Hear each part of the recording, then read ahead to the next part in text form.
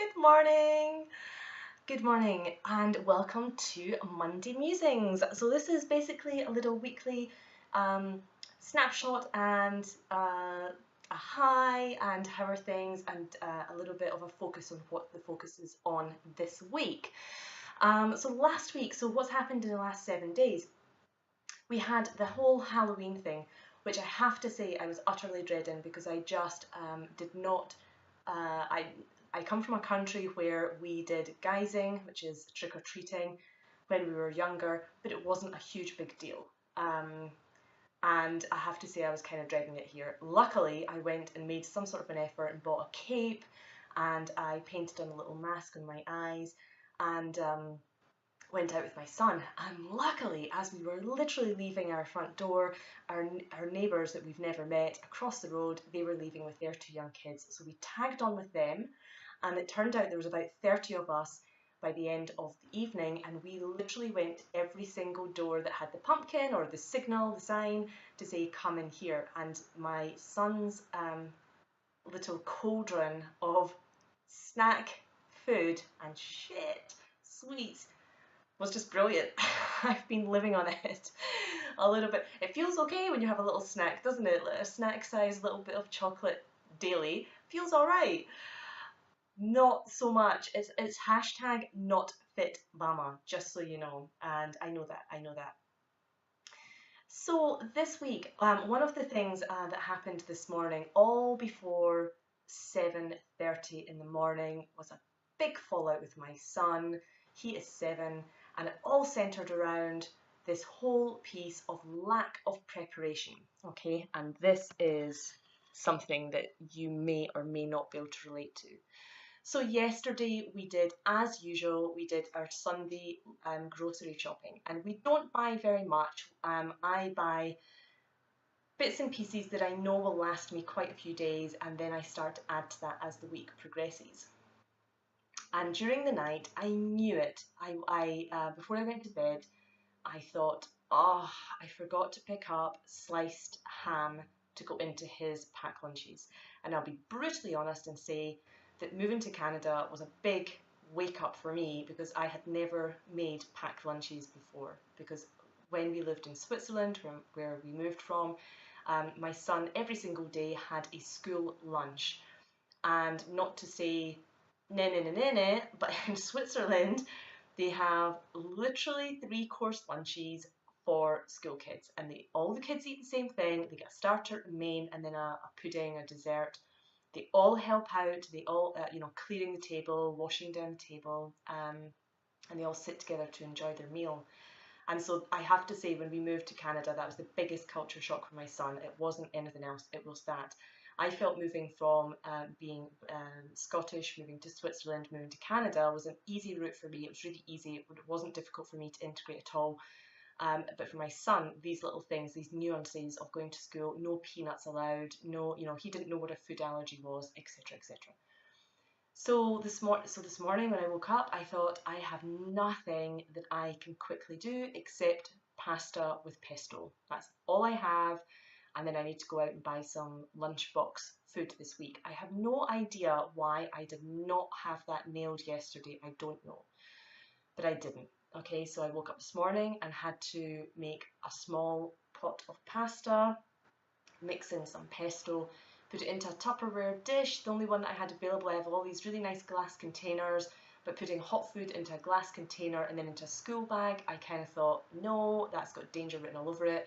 I don't have one of these insulating kids ones. Sorry, today was just epic fail, okay, in terms of mum. Just an epic fail. So I put in the Tupperware, and the argument starts because my son is super organised and I am not super organised. And this really tells you that individually people are genuinely born the way that they are, because I'm a single mum and Dylan, my son, has been in my company predominantly. Apart from my company, he's in school company all of his life. And you couldn't get two people that were any different. You really couldn't. We are completely different. We are complete opposites. Sometimes it works really well, and other times it doesn't. I like a lot of independence, and being a single parent You really have this absence of a back door. There is no back door. You can't just escape whenever you feel like it. You just can't. And that for me has been a huge learning curve, and I have to work on that. I have to manage that almost daily, because there are big chunks of my day that I just love my independence and just to sit in silence. And getting up in the morning in silence and nice and quiet and things to just gradually wake up is the way that I like it to be. And my son is kind of the same, but he gets up a good 40 minutes before me. I had this conversation last week with you. So he has his lovely start to the morning. I don't. I get an immediate start to the morning, and it really knocks me for six. So this morning we had a fallout, which is not the best way to start a day, and it's certainly not the best way to start a week, but it all centres around food and prep work. And I want to put this to you to say, how much meal prep do you do in order to make sure that your week is foolproof? And here's a massive confession from me. I don't buy into the meal prep thing. I just don't buy into it. And it's really not from any other reason other than this. I don't want to spend 2 hours on my Sunday chopping veg and creating meals. I honestly don't. I don't want to do it. Now, I could potentially see that meal prepping on a Monday night, where I'm tired anyway and the day's been like quite long, I could potentially see that on a Monday evening I could possibly do meal prep for the week. But I certainly have no interest on my weekends meal prepping. But what I do is I can make if I'm making something, it's only the two of us in our household, when I make something, maybe that it's a 4 meal dish. So if I make chili, it's for 4 people. If I make a vegetarian pasta sauce, then I've got plenty left over. If I make leek and potato soup, is something I make every single week, especially in autumn, winter, spring. Every week we would have soup. That's super quick for me to do, and it's a big pot that's done. That big pot, once it's cooled down, it's put into the fridge, and then I decant from that. So in some level I do meal prep. I just don't do jars, mason jars with salads in them or anything like that. I just don't do it. What I do is I make sure that I have meals I can quickly make every single evening, as quick as I can, and usually I have packed lunch stuff for Dylan, organised, and so that I'm just grabbing things in the morning and popping them into his lunchbox. But I wanted to put the question across to you: what do you do for your meal prep? Do you meal prep, and what are your ideas, and what kind of things do you think are really good to do in advance?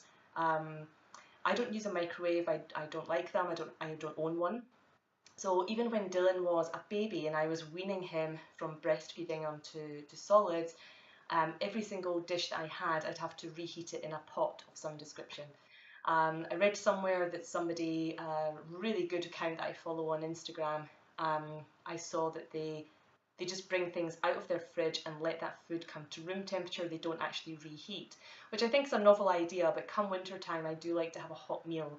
So maybe a cup of soup beforehand and then this non-reheated meal prep, maybe that would work. But anyway, that's the musings for this week.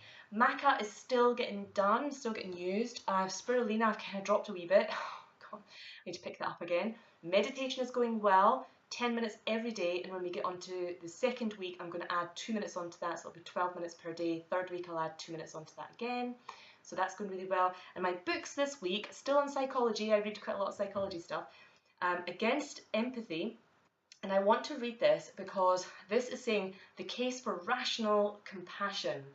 I came, it's a very controversial book apparently, but I came up, I did one of the personality tests online, a paid version, so I did a paid version of that in the summer, and I rank and rate quite highly up on things like empathy and my ability to just appease others. I walk away from confrontation, and actually as an entrepreneur and as somebody that needs to be maybe a little bit harder in these days, maybe being too empathic is not so great. So I got this from the library. And the second one is Love 2.0, which is this book here. This is my book, and this is how our supreme emotion affects everything we think, we feel, think, do, and become. Read this book and you'll never think about love in the same way again. Wow. So these are the two books for this week, and we are still progressing on with all of the fitness plans, so we're Fit Mamas up there, and we start looking for investors. So what do we need investors for? We need money for public relations, that's PR, media, marketing, because Fit Mama now as a digital platform is ready to go global. So we are ready to go Canada, US and UK, then France, translating into French, and then our Spanish translation will happen shortly after that. So we are now at the stage where we're ready to go global and ready to take it to the next level. So we're looking for investors. We have to be the right investors, people that we would like to bring properly into the company. So we've got a board set up and we're ready for a board position.